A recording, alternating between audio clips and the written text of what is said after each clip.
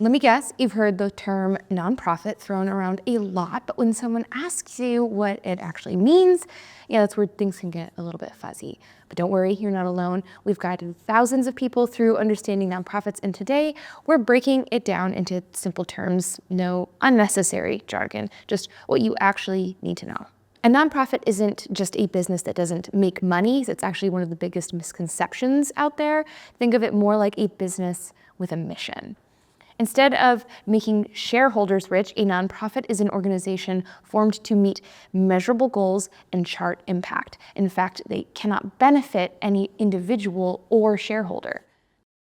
Something crucial you need to know before going any further, there are actually different types of nonprofits you could create. We've seen founders waste months heading down the wrong path because nobody explained this upfront. The most common type is what's called a public charity. These are your typical charitable organizations that get funding from the general public. Think food banks, animal shelters, or educational programs. If you're planning to serve your community and raise money from multiple sources, this is probably what you're looking for. Then there's private foundations. These usually get their funding from a single source, like a family or a corporation. Think Bill and Melinda Gates Foundation. Unless you've got some serious funding lined up, you're probably not looking to start one of these. Religious organizations are another type of nonprofit. Churches, synagogues, mosques, and religious schools all fall into this category. These have some special rules and exemptions that other nonprofits don't get. And finally, there are social welfare organizations. While they're not 501c3s, these 501c4 organizations can do more political advocacy work. Here's the key difference.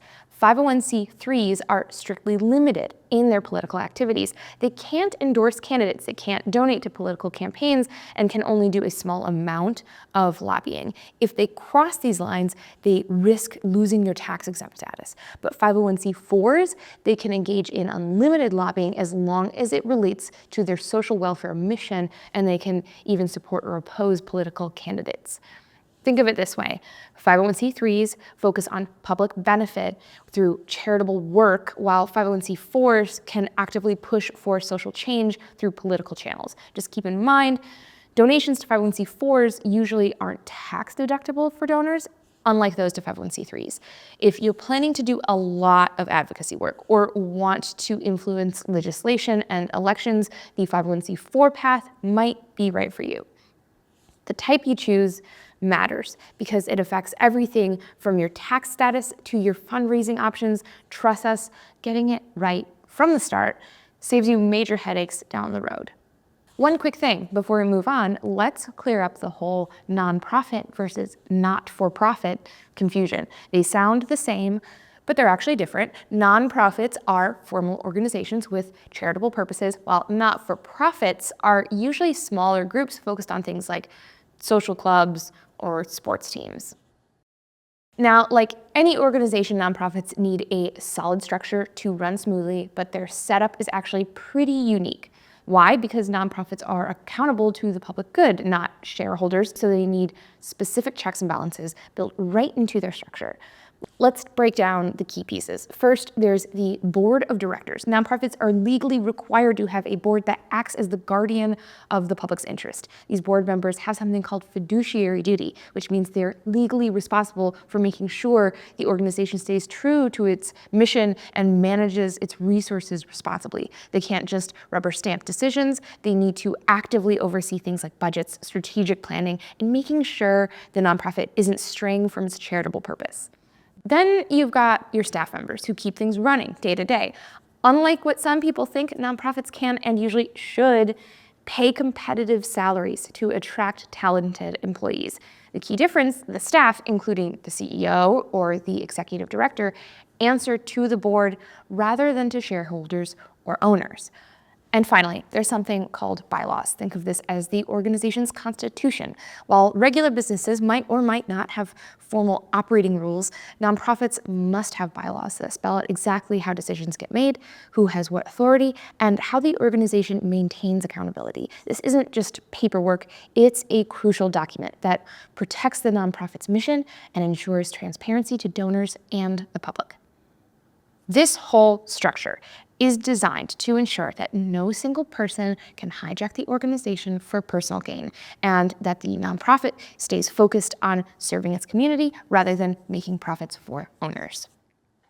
Nonprofits can and should make money, we know.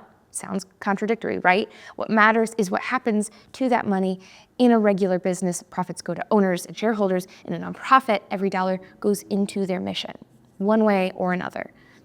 Here's the thing that makes a nonprofit special. They can apply for that 501c3 status. And this is basically the government's way of saying, hey, you're doing good work. You don't have to pay federal taxes on money you make from your mission and for your mission, because we know that the funds are going right into doing the work. Let's talk about how the money works, because this trips up a lot of people. Nonprofits need to pay their employees. Most have paid staff, not just volunteers, cover basic expenses, office space, supplies, you know the drill, and fund their programs and services. The key, any money left over goes right back into making a bigger impact, not into someone's pocket. Here's something that'll help you attract supporters. When people donate to your nonprofit, they can usually write it off on their taxes. And this tax deduction is a powerful incentive that can help you bring in the funding you'll need to make your mission a reality. Speaking of mission, that's really what sets successful nonprofits apart. And I mean, it literally drives everything the organization does. When you're starting your nonprofit, you need a clear, specific mission that resonates with people. But here's what most folks don't realize. Your mission isn't just some inspirational statement you put on your website. Your mission shapes every single decision you make. It determines which grants you can apply for, what kind of fundraising campaigns will work best, and even how you measure success. For example, if your mission is to reduce hunger in your city, your fundraising might focus on monthly giving programs that mirror the ongoing need for meals. You'll track metrics like number of meals served or reduction in food insecurity to show donors the impact. This mission-first approach affects everything from your outreach to your compliance. When you're writing social media posts or newsletters, you're not just sharing the feel-good stories, you're showing how specific programs fulfill your mission. When you're setting annual goals, you need to tie directly back to your mission statement, because that's what the IRS looks at to make sure you're actually doing what you promised to do as a tax-exempt organization. Here's a pro tip that many new nonprofits miss. Your mission isn't just about what you want to achieve, it's also your best fundraising tool. When your mission clearly articulates both the problem and your solution, it naturally attracts donors who care about the same issue. It helps you build partnerships with other organizations, recruit passionate board members, and inspire volunteers to get involved. And remember, while businesses can pivot their entire model if they spot a better opportunity, nonprofits need to stick to their declared mission or go through a formal process to change it. And that's why taking the time to test, explore, prove your idea, and get it right from the start is crucial. It's about creating something that can make a lasting impact in your community while giving you the flexibility to grow and adapt as needs change. So there you have it. That's what makes a nonprofit tick. They're basically purpose-driven organizations that use business smarts to make the world a better place. If you found this helpful, don't forget to hit the like button and subscribe. You can drop a comment below letting us know what kind of nonprofit you're thinking about starting. We love hearing about new missions and ideas for making a difference. Until next time.